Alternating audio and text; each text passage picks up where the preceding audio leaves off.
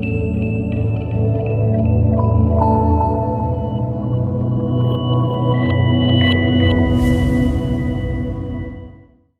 right, assalamu alaikum wa rahmatullah. Welcome to the discussion today. I'm Brother Robbie Hamza, and we're joined today with Imam Ikraam, Imam Uzair, and Brother Dean. The discussion we're having today is about drug use and addiction within our community. We're discussing what means are available, what help is available within the community to help to support our brothers and sisters dealing with addictions or lack of things that are available to us. We are going to be discussing sort of things that are going on through our first-hand experience in community, as well as some upcoming solutions that we're working towards to try and provide some support to our community. So we'll just get everyone to introduce themselves. Imam Ikraam, can you tell us a bit about yourself? Yes, I'm Ikraam Buksh. I'm born in Western Australia and studied overseas. I'm one of the local imams here for 17 years. And I'm the founder of Academy Alive, and I'm also the founder of Wembley Roadhouse and Seven Brothers Steakhouse. Good to be here. Jazakallah khair, beautiful to have you. Thank you very much. Imam Uzair from Holland Park, can you tell us about yourself? Name is Muhammad Uzair, born in England, studied in Pakistan, been the Imam in Holland Park for some time. Imam Uzair, just to add on that, is the leading scholar here in Brisbane, and has been very, very, very active on the ground throughout the years. He is the longest serving Imam in Brisbane, Queensland, and he is also the president of CIQ, alhamdulillah, and we are very, very fortunate to have such a leader. MashaAllah, I agree. Jazakumullah khair. Assalamu alaikum, Brother Dean. Dean is from, thank you for joining us. Dean is from the Centre of Excellence. You're one of the directors over there. Yes. Habib, tell us, what do you do over there? Yeah, brother. So, director of Australian Youth Welfare Trust and Centre of Excellence with Imam Uzair and the team, inshallah. Some youth services that we're building. Just to basically help these kids get off the street and whatnot. So that's a work in progress, inshallah. And also have a Islamic finance company, inshallah. So, Amana Finance, we have a franchise of that here in Brisbane, inshallah. So you're a busy man. You got a few things on. Inshallah, yeah. Thanks for joining us. Jazakallah. Thank you, brother. So, respected imams and brothers, in my own experience with this stuff in community, I've been doing support work, youth work in the community, and I'm also the Muslim chaplain in one of the Muslim chaplains in prisons. So I'm exposed daily to the issue of substance abuse, of drug addiction, drug use, and related problems. The vast majority of people that I'm dealing with on a day-to-day basis are going through this sort of thing. And one thing we really struggle with is knowing what direction to point these people in. It's hard. A lot of people ask me, how bad is the problem? Does our community have a problem? And if you don't see it, if you're not exposed to it through your own family and friends and circle, you might think that there really isn't that big a problem. But from my experience, I think our experience collectively, we could probably paint a little bit more of a clearer picture about that. Imam Ikraam, through your experience in dealing with community and being an imam, what's your point of view on what sort of problem we have with this issue? Yeah, I think it's a problem on a global level. It is something that I think we can't hide away from. And even though it's not exposed to the many Muslim families, because predominantly us Muslims, we don't drink. Alcohol abuse is another level. We don't hear about drinking, and so alcohol abuse is even far-fetched. Some of us are quite oblivious, and usually families only find out later on because of their lack of knowledge about the signs of a loved one being in an addiction of other drugs or alcohol. They find out quite late that their child or their beloved one is consuming alcohol or consuming drugs to the extent that it's an addiction. And then a lot of families are in denial. It's something that is frowned upon in the Muslim community. It is one of the most disgraceful acts that one can do. So we try to deny it too at the same time. I think the biggest issue in dealing with drug abuse as an imam is that we are not aware of the signs. We are not aware of the signs of people that are taking drugs or have a drug addiction and the consequences of it. It's more in the movies, I think, in today's time than, in reality. So I think it's important for us to highlight to the community what are the signs that they need to look out for, that they can help their loved one in overcoming this addiction. Yeah, very true. Very true. So that's basically what I think, that awareness is not there. That awareness is not there. I've been in situations where the mother has become old, father has passed away, and the mother is in an old age home, and it's only because the circumstance we find out that the money is gone, and now the mother is too old to even recognize or to know now, or even tell her that your son was on drugs or your daughter was on drugs. So I think this type of awareness is important, that we start knowing about the signs and what we can do to overcome this problem in our community. Jazakallah khair. And Imam Uzair, what's your experience like in the Holland Park area? I know that we do have quite a significant problem. I think more significant than in some other areas. Would you agree with that? Look, this is, I would say, a contemporary issue, the drug abuse of nowadays. The parents do not know how to handle children that are taking drugs. And being very frank and honest, imams, and I can speak about myself, not all imams, I would not know how to guide that youth who is taking drugs, because I've never been in that bubble. So there's a few problems here. One is that the parents don't know what to do. Imam Uzair does not know what to do. Secondly, if it is established that the child has taken drugs and he's addicted to drugs, parents feel very, very shy. They don't come out because it's like defaming their family, their status, so they won't come out. And they try to hide it as long as they can, but whilst they're hiding it, the child is going into deeper trouble. And by the time they have no other option but to make people aware of it, the child has committed the crime and he is, it's very hard for him to make a U-turn. Secondly, these children do not come to the masajid. So they won't have a connection with imams. So that's why people like yourself that are working on the ground in terms of this condition, you will be the contact people between them and the imams. So basically, if a child is taking drugs, he won't come to the masjid. If he has a good foundation, he's been to a madrasa, he's been to a maktab in the early days, then there will be a battle that will take place inside. And that feeling inside that I'm doing wrong, but I can't keep away from the wrong, that will be something that will be very, very disturbing for him. We need a window at that moment where he feels that he needs somebody. We need a window or a door where he can go to, and then basically that person or that door will be somebody like yourself. And then from there, bring them to the imams. But keep in mind, imams are not the solution to this problem.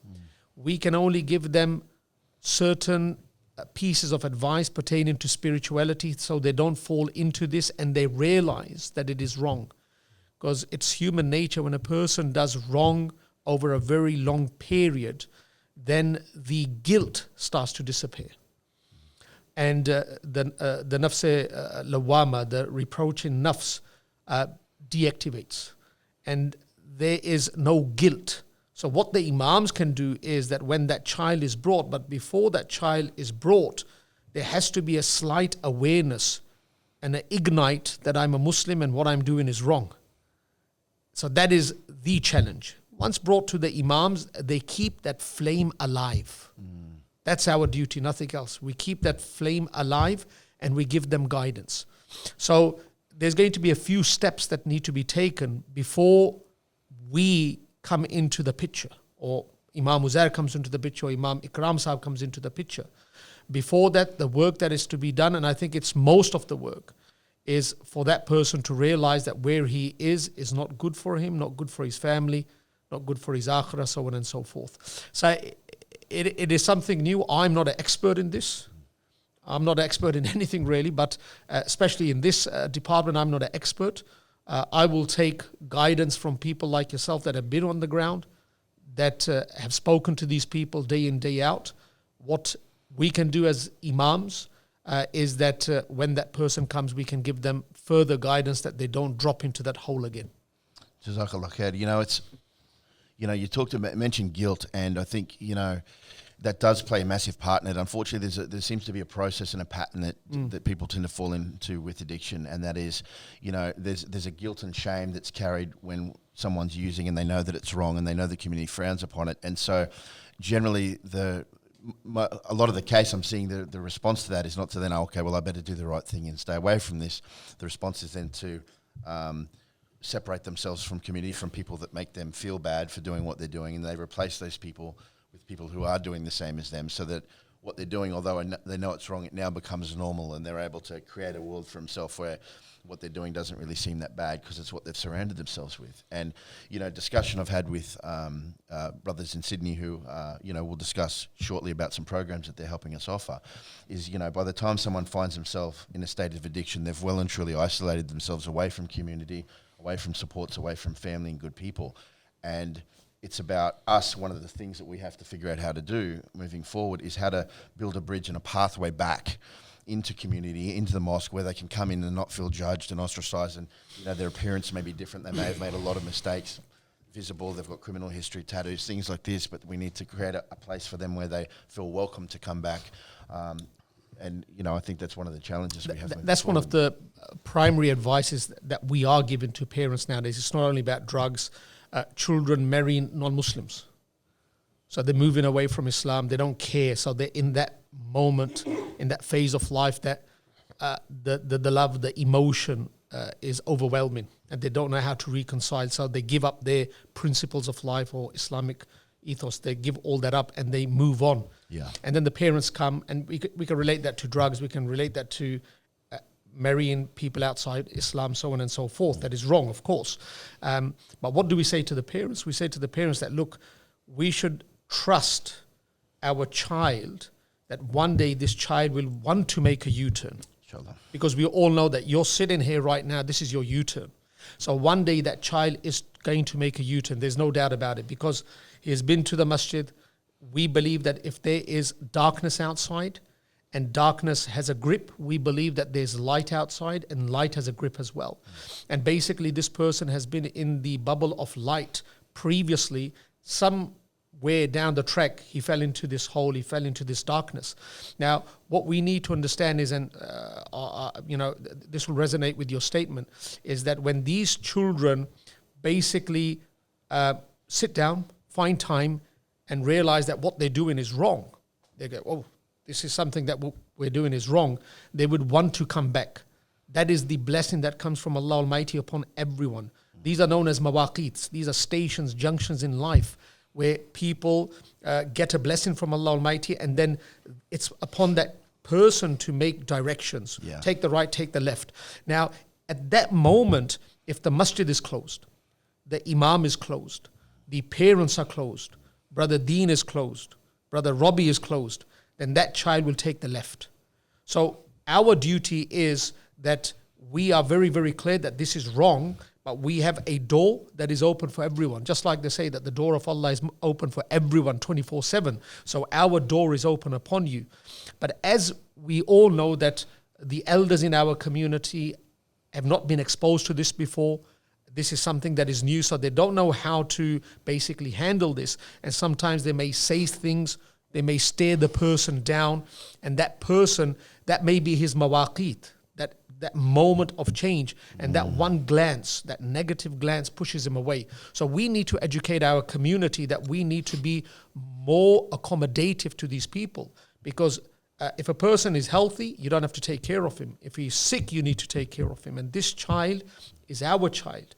He's a member of the ummah of the Nabi of Allah. He's sick right now. We need to take care of this child. Although you're right. I think it's really hard for people who haven't been through this, who haven't lived through that sort of thing, either directly or indirectly with family and friends and things, to have empathy for people, who are sort of in the midst of addiction, because it's sort of like you see it from an outside point of view. It's like, yeah, you know what? These are choices. This guy's choosing to use. I could have chose to do that, but I didn't. I've chosen to do the right thing. I could have gone out and got drunk with my friends and gone to clubs and tried the drugs, but I didn't. I did the right thing. He's chosen to do that. This is where it's taken him. So, and now I'm supposed to run around and try and fix him for the consequences of his mistakes, but of his choices. But the thing is, having lived through it myself, and I do agree, we are responsible. We need to take accountability for the choices that we make.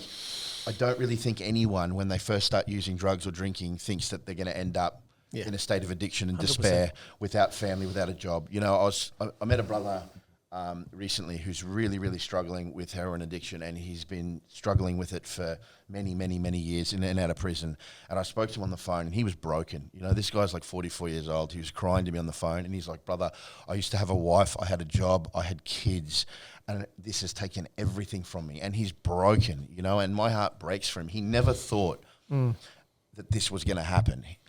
If we knew that this was what was going to happen, I mean, how deceiving is the devil, and he makes it look good, it feels good, it seems okay, but what it leads to, if anyone I don't know any addict who, if they couldn't, who wouldn't take back time in the decisions they've made and go back and do things differently if they could. Yep. So definitely a problem that creeps up on you. Dean, look, you've had life experience, you've lived this sort of thing and come through the other side. What do you say to parents who have just given up on their kids? They think, look, my son's 30 years old. He's been doing this for the last 10 years. They've tried everything they can. Should they have hope? I mean, what woke you up? Oh, look, I think, first of all, this is a multifaceted problem. So there's many areas here that need to be looked at in our community. Okay, first of all, like the brothers have said, awareness of the problem. Okay, that when they're looking at their child that's coming home after these big nights or whatever the case may be, these things are getting overlooked. They would never think that, my son or my daughter or whatever is affected by these drugs, because in their world, in our Islamic community, it doesn't exist. Okay, and you don't want to believe it. You don't want to believe it, and you want to think anything else other than that. Is affecting your child. There's the lack of support that we have in the community, in our community especially. Every other community, fortunately for them, but unfortunately to us, has some sort of system that they've established that deals with these kind of problems in the community. We don't. We simply don't. The problem is, it's there, it's clear, but for whatever reason, we don't have these facilities or even the people to be able to deal with this problem, because in our community, apparently it doesn't exist. So doing things like these drug and alcohol rehabilitation programs, these things help. On the other side, in normal community, it helps. They've got a system that they can go and sit down in these groups and have a discussion, that sort of thing.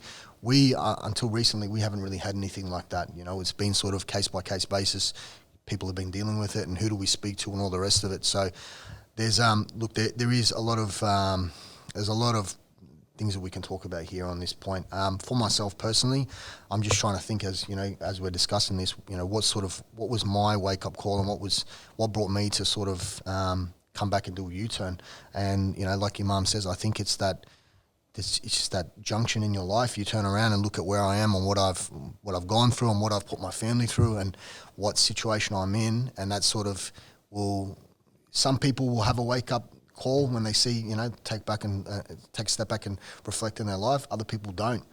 And why, I suppose why it was different for me is because I had, that glimpse of Iman in my heart and wanted to make a positive change in my life. Now, just thinking, and this doesn't apply to everyone, basically, because normal society, not our Islamic society accepts these, drug and alcohol, these substances as normal. At the moment, if you look at the youth of today outside of Islam, it's acceptable. You're not normal if you don't do drugs. You're looked at, you're frowned upon if you don't do drugs and alcohol and out in that scene. I've experienced that personally. So I think it's whereas we've got the flip side in our community where people in our community, elders, parents, people of the like, sort of frown upon this, and it's pushed away as something that's completely unacceptable. So therefore, there's no help for these people, that are struggling with these things. So, look, it's alhamdulillah, we've got programs that I suppose we're going to speak about in a moment that are going to be able to be a shining light to our community. Inshallah, it's. I have a few questions. Sure. Who suffers in this choice that's made by the individual? Is it just oneself? Is it the family? Is it the community? And if you can elaborate, it's just to have a better understanding. Like Imam Uzair says, we are very late in the game when it comes to drug addiction. It's always a side reason we find out about it. It's never directly drug related. So we would like to know more about it. Now I think you can really educate the community on the repercussions of it. Yeah, sure, Sheikh. Look, the simple answer to that is everybody is affected by it. So the user, the individual, their family members. So let's start with the individual, the user. How does he suffer? Look, in every way. So financially, okay, So what happens is. So it's expensive. Of course, it's expensive, and depending on what sort of substances these people are using, look, I can speak for myself and my experiences, and I can tell you that once this drug gets a hold of you, like Brother Robbie was saying before, you take a step towards something, okay? You try something, experimenting, whatever you want to call it. You don't have that thought in your mind that this is ever going to become the problem that it has. Now, it starts off with a try or a taste of something, okay? Then that becomes more frequent. It's a social thing, okay? So you'll be doing that, on the weekends or with friends or whatever. I just want to tell you something. What was one of my friends said to me? He was talking about drugs. I said to him, "I promise you, I haven't seen marijuana before." And he laughed and he thought I was joking. I said, "I'm serious." He's such a close friend of mine. He trusted me. He doesn't believe me still when I tell him I have not seen marijuana in real life before. SubhanAllah. It's a beautiful thing. Yeah, wallah, it's a beautiful thing. So many. Imam Uzair would be the same. No, I haven't seen it. we haven't seen it. The closest thing we see is cigarettes, right? Or hookah pipe as you're driving past. Some place where they smoke hookah and around the corner they do it here, but we've never seen. And there's so many Muslims like that hasn't seen it. And there's such a big divide. There's the people who've never had anything to do with it, which is makes up a large part of us, which is great. Alhamdulillah, may more of us, fall into that in the future. But then there's other people, and I find like things like marijuana, for example, is really encroaching on us and becoming more of an acceptable thing to do. I know, like a lot of people within the community that don't really view pot as a drug as such. They sort of think it's like, I don't do drugs or anything like that. I mean, I smoke weed occasionally, at night. But that's different.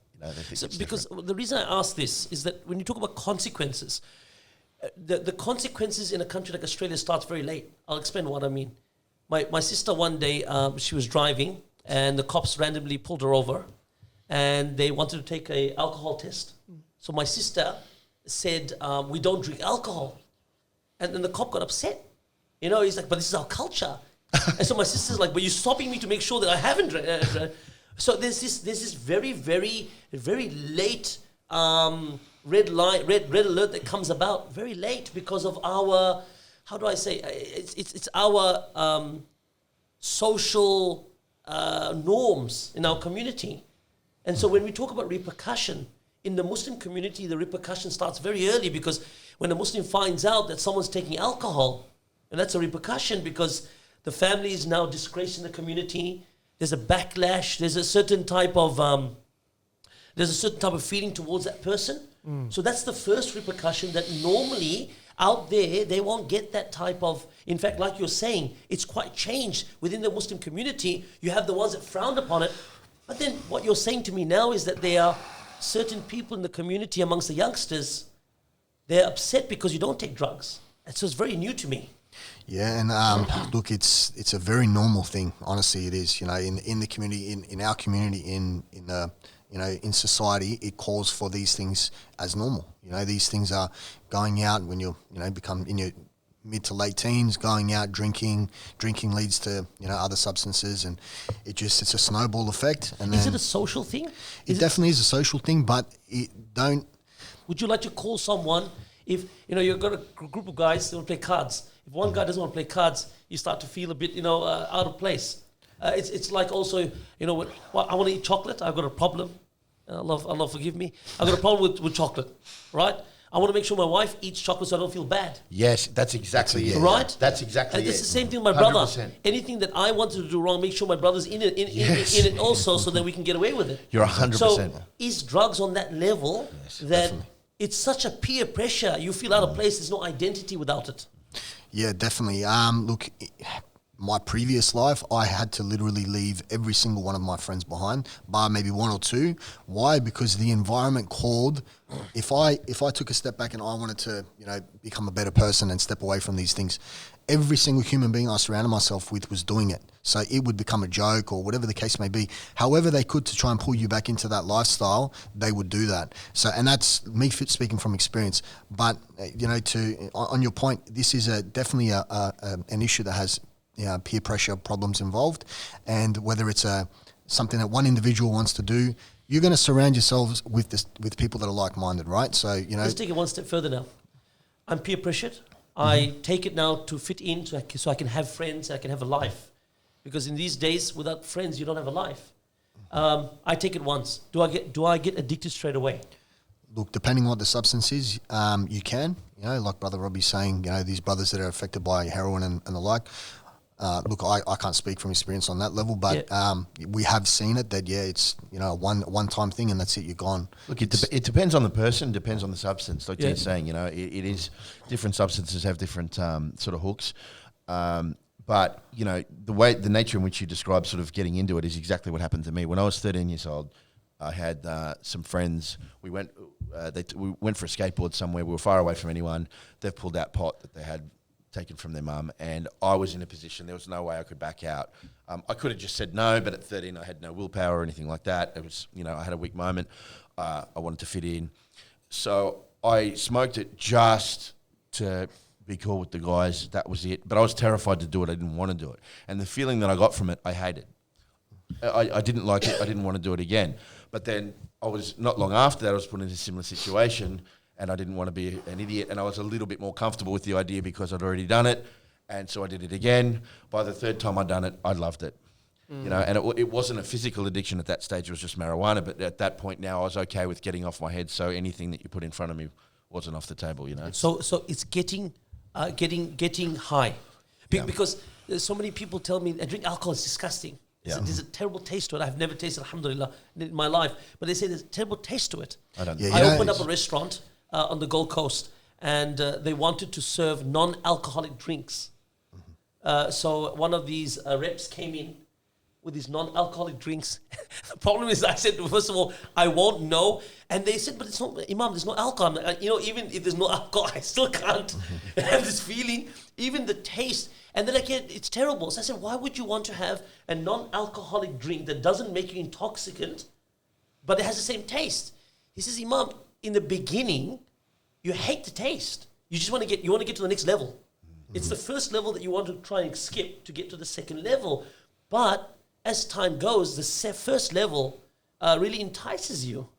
I said, Ajib. I think that's the structure of Islam. Like we've heard many a times that in terms of our prayer, it's compulsory first, and then it's the sunnah, and then it's the optional. And they say if you want to protect yourself from not missing the sunnah, pray your nafil.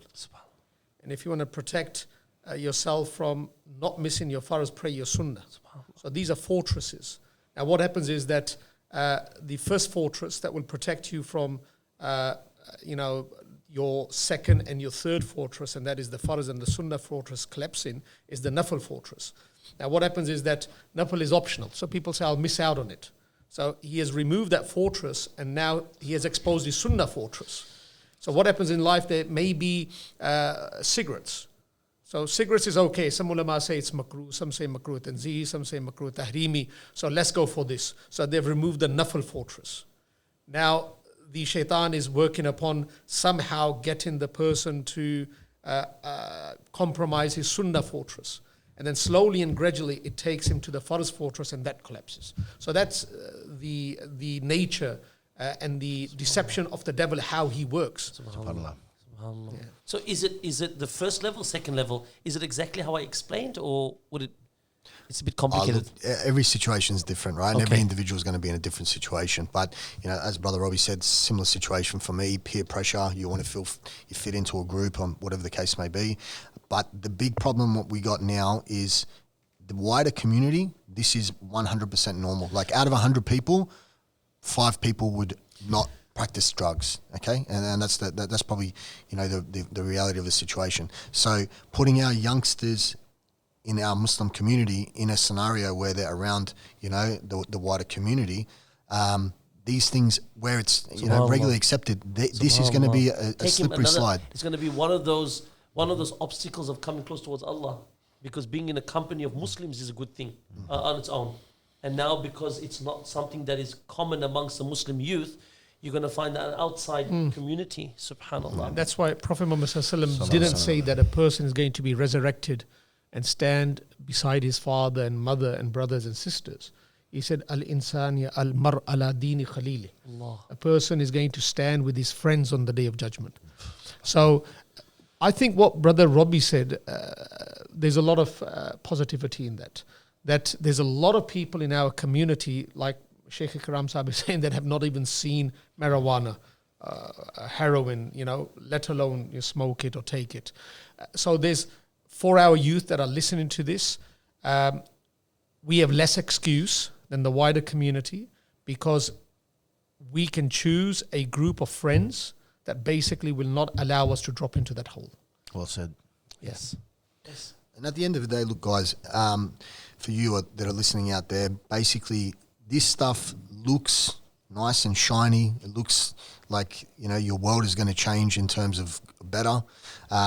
Everybody might be doing it, but just because everyone's doing it doesn't mean you should. At the end of the day, it's a very, very slippery slope. Once you get started on this stuff, it's a 10, 15-year slope that you go down, that you miss out on everything in your life. Friends, family, any kind of relationship is going to be broken down. Your relationships with, your parents, kiss that goodbye. Any sort of money that you have or money have coming in is going to be gone, because you're going to spend it's a progressive thing, but it progresses very quickly. And once you're at the other end of this station, in terms of this end, you're starting, you're experimenting or whatever, it's a social thing. It quickly comes, creeps up on you that this becomes a dependent thing. And that dependent thing will, if it's a nice sunny day, you want to take it. If it's outside and it's nice, it's gloomy and it's a bad weather, you take it. If you're having a good day, you want to take it. If you're having a bad day, you want to take it. So this becomes something that becomes your Allah in your life, astaghfirullah. But, everything revolves around this. But everything that you have, you can kiss goodbye, because this will take everything from you. And this is me speaking from experience. Brother Robbie can say the same thing. It's not a pretty world to be in at all. But our society and TV and Hollywood or whatever you want to call it glorifies this and makes it enticing to the youngsters, and it's just not that. Sheikh Ikraam Sahib, I think from all this, as imams, those that are on the borderline, looking at the glory, if I can say, and the glitter and the glow towards taking this substance, those people that are on the borderline, maybe we can rescue them by talking about this from the mimbar. Yes. But what I would like to say to or ask Brother Robbie and Brother Dean is that those people that have taken it and are on the other side, is there any good news? What are we going to do about that? Yes. That Good is question. yeah. So, Imam, you mentioned something before about someone realizing, or really coming to terms with the fact that what they're doing is wrong, and then that want to change or do something, sort of awakens with them. Then the question that we have is now the how. How do they do that? And the short answer and simple answer is that there is no short or simple answer. There are a lot of supports available within the wider community. We look at different rehabs and things like that. Unfortunately, within the Muslim community, we don't have our own rehabs running according to our ethos yet. Inshallah, at some stage we will. But how do we help that individual? The main thing, look, what we need as people who are working to support someone to make that change and get better and do things differently, the one thing we need is for that person to want it themselves and to be prepared to leave no stone unturned and make absolutely every effort they can and be absolutely committed to getting better. Falling over and getting back up again. If they fall over, they continue getting back up again. We need to know that their goal, and they need to know that their goal is to walk away from this, whatever it takes. Without that, we're sort of fighting, we're swimming against the tide of the ocean, you know, and a lot of the calls I've got over the years, I'd say most of the calls I've got over the years is from the people around the addict or the user wanting that person to change. Can you come and help my son? Can you help my brother, my husband? Not the individual. Not the individual themselves. And, you know, I've spent a lot of time going and responding to those calls and trying to drag that person out of the situation. And really, and I've learned just through experience and from other people who've been working in this for a lifetime that it just doesn't work that way. You know, and it's hard to tell that to a family because it's like, look, there's not much I can do. Yes, we'll sit down and call the person and give them our story and call them to a better path and try and talk to them. But until that want is real and firm in that person, there's not that much that we can do. But the good news for the people who are saying that, yes, I do want to change, is that we are going to be establishing a program. Now, we've been blessed by the will of Allah to be put in contact with a beautiful brother from Sydney named Muhammad Fenj. He's got a very rich history. He studied Deen in South Africa. He's had a lot of life experience in Sydney. He's worked as a drug and alcohol counsellor, and he's created an organisation called the Rehabilitation Project. And under the Rehabilitation Project has created a program called Connect, Discover, Recover. Now that program is an ongoing weekly program that's designed to provide support and guidance to people struggling with addiction who have made the commitment to get better and do things differently, to support them with the best clinical practices in terms of identifying triggers, in terms of managing change and all these sorts of things, understanding the cycle of addiction, what that looks like, and how to sort of plot your course moving forward.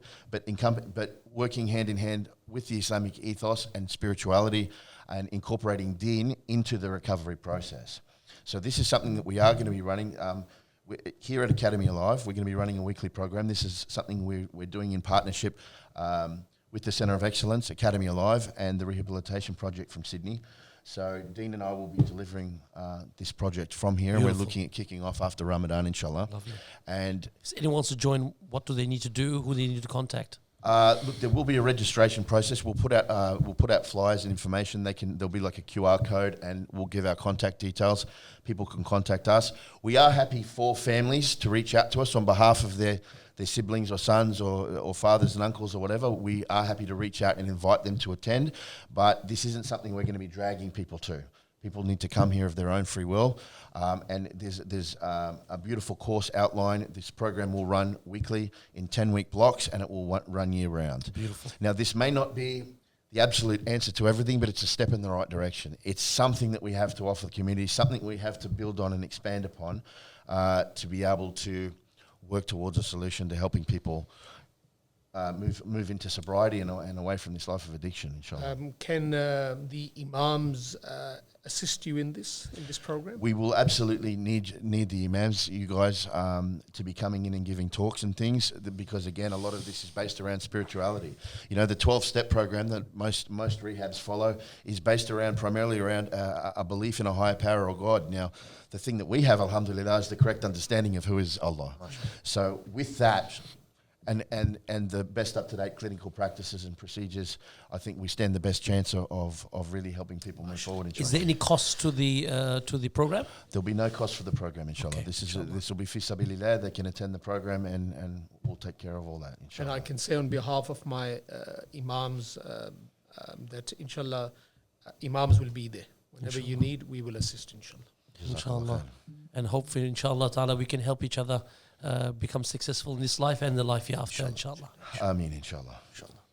Well, brothers, jazakumullah khair. Imams, thank you very much for your time. Brother Dean, jazakumullah khair for your insights. And, we look forward to working together and catch up with you soon. And thank you to everyone at home for joining in. Jazakumullah khair. Please feel free to contact us if you have any questions at all, if it's something that you feel you're interested in yourself or that may benefit your family or friends.